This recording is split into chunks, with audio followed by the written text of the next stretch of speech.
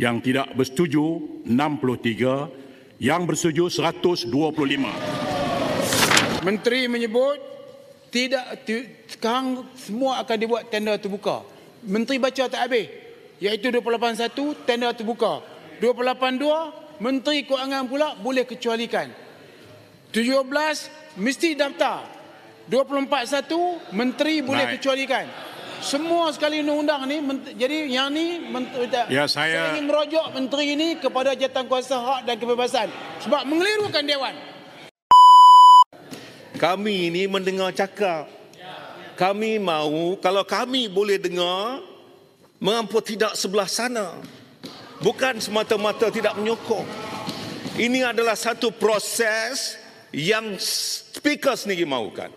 Sebab itu kami menolak hari ini kerana perkara ini langsung tidak dibawa dalam mana-mana komiti sekalipun. Jadi jangan buat alasan mengatakan mengapa jawatankuasa tak tulis surat. Apa ni? Hari ini kita dah bangkit dalam, kalaupun tidak menulis surat, sebelum kita mengundi tadi pun kita dah bawa usul ini dan kita dah minta ini.